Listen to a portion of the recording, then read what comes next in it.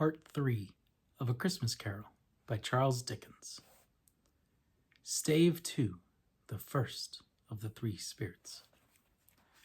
When Scrooge awoke, it was so dark that, looking out of bed, he could scarcely distinguish the transparent window from the opaque walls of his chamber. He was endeavoring to pierce the darkness with his ferret eyes when the chimes of a neighboring church struck the 4 quarters, so he listened for the hour. To his great astonishment, the heavy bell went on up from 6 to 7, and from 7 to 8, and regularly up to 12, then stopped. 12! It was past 2 when he went to bed. The clock was wrong. An icicle must have gotten into the works. 12! He touched the spring of his repeater to correct this most preposterous clock. Its rapid little pulse beat 12 and stopped. "Why, it isn't possible," said Scrooge, "that I can have slept through a whole day and far into another night. It isn't possible that anything has happened to the sun and that this is 12 at noon." The idea being an alarming one, he scrambled out of bed and groped his way to the window. He was obliged to rub the frost off with the sleeve of his dressing gown before he could see anything, and could see very little then. All he could make out was that it was still very foggy and extremely cold, and that there was no noise of people running to and fro and making a great stir, as there unquestionably would have been if night had beaten off bright day and taken possession of the world.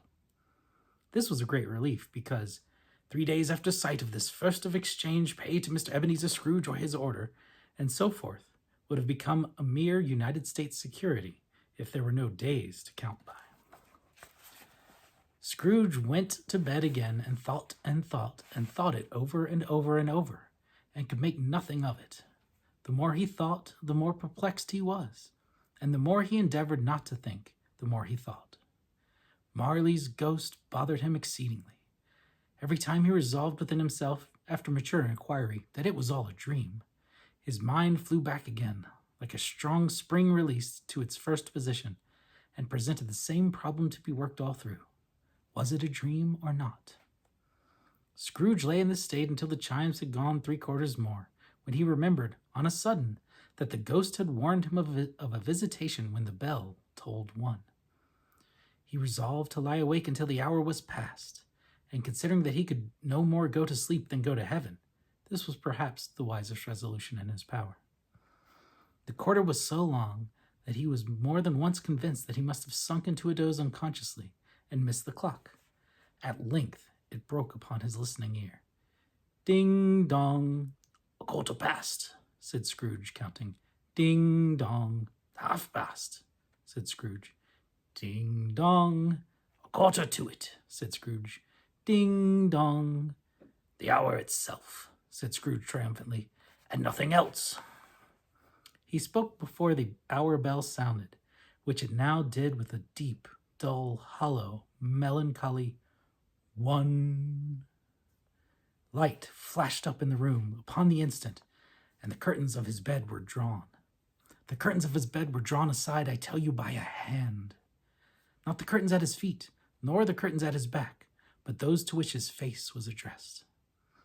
The curtains of his bed were drawn aside, and Scrooge, starting up into a half-recumbent attitude, found himself face to face with the unearthly visitor who drew them, as close to it as I am now to you, and I am standing in the spirit at your elbow. It was a strange figure, like a child, yet not so like a child as like an old man, viewed through some supernatural medium which gave him the appearance of having receded from view, and being diminished to a child's proportions. Its hair, which hung about its neck and down its back, was white, as if with age, and the tenderest bloom, and yet the face had not a wrinkle in it, and the tenderest bloom was on the skin. The arms were very long and muscular, the hands the same, as if its hold were of uncommon strength. Its legs and feet, most delicately formed, were, like those upper members, bare. It wore a tunic of the purest white, and round its waist was bound a lustrous belt, the sheen of which was beautiful. It held a branch of fresh green holly in its hand, and, in singular contradiction of that wintry emblem, had its dress trimmed with summer flowers. But the strangest thing about it was that from the crown of its head there sprung a bright, clear jet of light, by which all of this was visible, and which was doubtless the occasion of its using, in its duller moments, a great extinguisher for a cap, which it now held under its arm. Even this, though, when Scrooge looked at it with increasing steadiness, was not its strangest quality. For as its belt sparkled and glittered now in one part and now in another, and what was light one instant at another time was dark, so the figure itself fluctuated in its distinctness, being now a thing with one arm, now with one leg, now with 20 legs, now a pair of legs without a head, now a head without a body, of which dissolving parts no outline would be visible in the dense gloom wherein they melted away. And in the very wonder of this, it would be itself again, distinct and clear as ever. "Are you the spirit, sir, whose coming was foretold to me?" asked Scrooge. "I am." The voice was soft and gentle, singularly low, as if instead of being so close beside him, it were at a distance. "Who and what are you?" Scrooge demanded. "I am the ghost of Christmas past." "Long past?" inquired Scrooge, observant of its dwarfish stature. "No, your past." Perhaps Scrooge could not have told anybody why, if anybody could have asked him, but he had a special desire to see the spirit in his cap, and begged him to be covered. "What?" exclaimed the ghost. "Would you so soon put out with worldly hands the light I give? Is it not enough that you are one of those whose passions made this cap, and forced me through whole trains of years to wear it low upon my brow?" Scrooge reverently disclaimed all intention to offend, or any knowledge of having wilfully bonneted the spirit at any period of his life. He then made bold to inquire what business brought him there. "Your welfare," said the ghost. Scrooge expressed himself much obliged, but could not help thinking that a night of unbroken rest would have been more conducive to that end. The spirit must have heard him thinking, for it said immediately, "Your reclamation, then. Take heed." It put out its strong hand as it spoke and clasped him gently by the arm. "Rise and walk with me." It would have been in vain for Scrooge to plead that the weather and the hour were not adapted to pedestrian purposes, that bed was warm and the thermometer a long way below freezing, that he was clad but lightly in his slippers, dressing gown, and nightcap, and that he had a cold upon him at that time. The grasp, though gentle as a woman's hand, was not to be resisted. He rose, but finding that the spirit made toward the window, clasped its robe in supplication. "I am a mortal," Scrooge remonstrated, "and liable to fall." "Bear but a touch of my hand there," said the spirit, laying it upon his heart, "and you shall be upheld in more than this."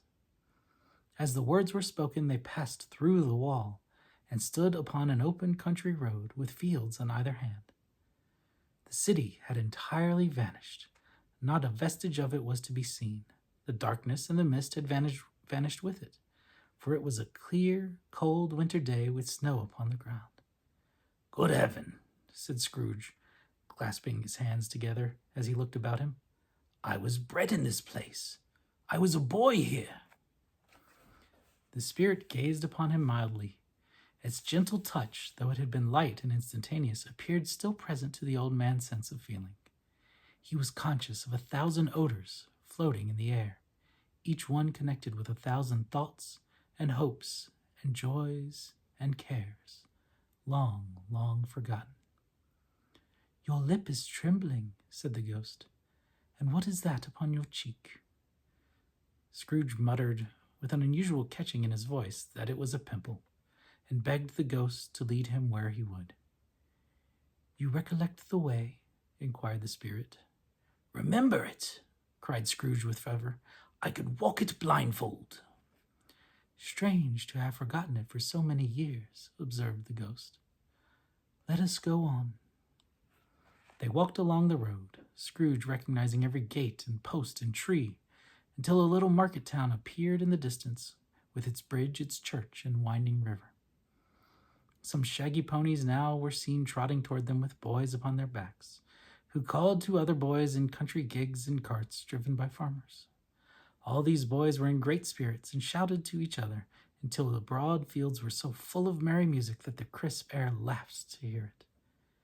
"These are but shadows of the things they have been," said the ghost. "They have no consciousness of us." The jocund travelers came on, and as they came, Scrooge knew and named them, every one.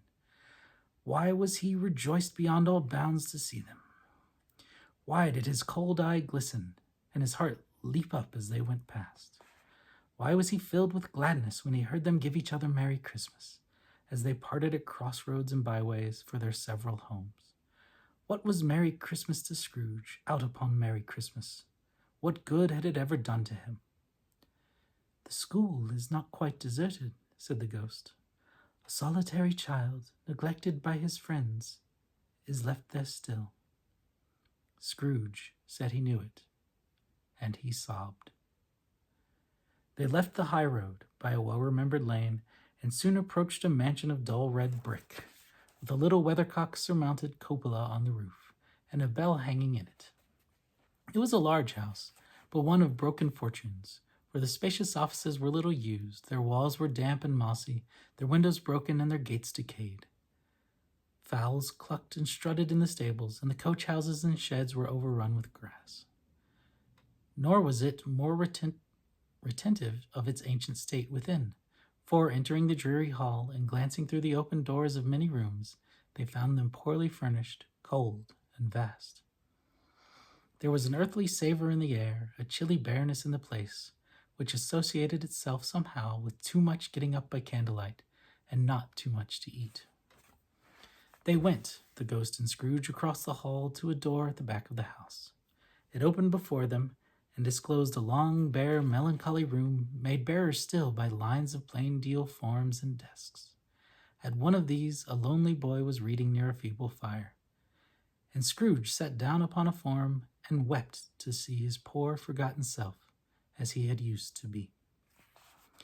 Not a latent echo in the house, not a squeak and scuffle from the mice behind the paneling, not a drip from the half-thawed waterspout in the dull yard behind, not a sigh among the leafless boughs of one despondent poplar, not the idle swinging of an empty storehouse door, no, not a clicking in the fire, but fell upon the heart of Scrooge with a softening influence, and gave freer passage to his tears. The spirit touched him on his arm and pointed to his younger self, intent upon his reading.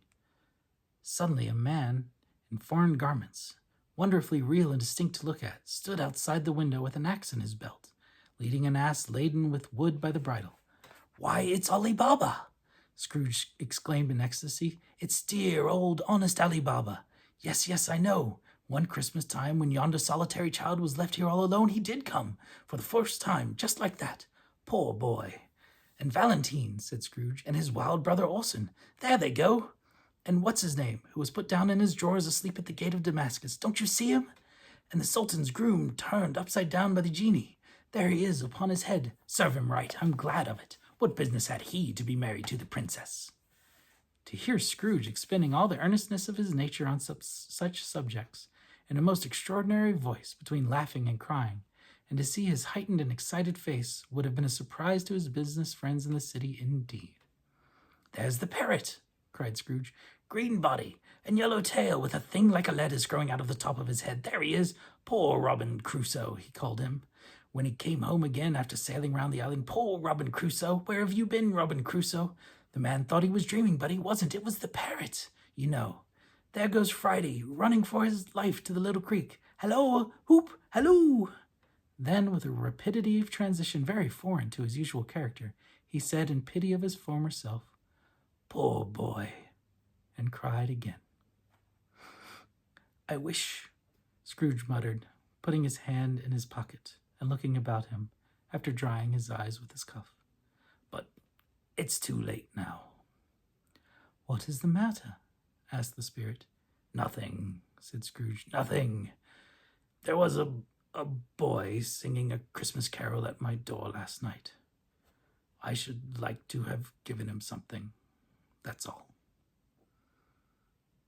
The ghost smiled thoughtfully, waved its hand, saying as it did so, "Let us see another Christmas." Scrooge's former self grew larger at the words, and the room became a little darker and more dirty. The panels shrunk, the windows cracked, fragments of plaster fell out of the ceiling, and the naked laths were shown instead. But how all this was brought about, Scrooge knew no more than you do.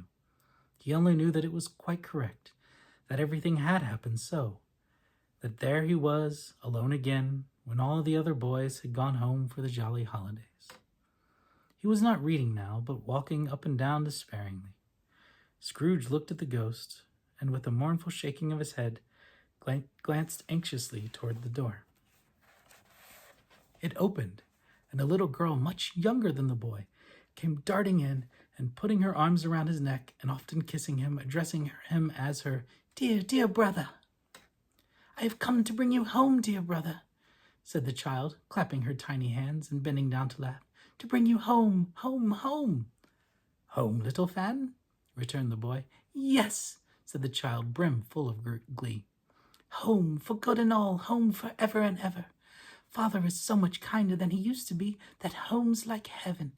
He spoke so gently to me one dear night when I was going to bed that I was not afraid to ask him once more if you might come home.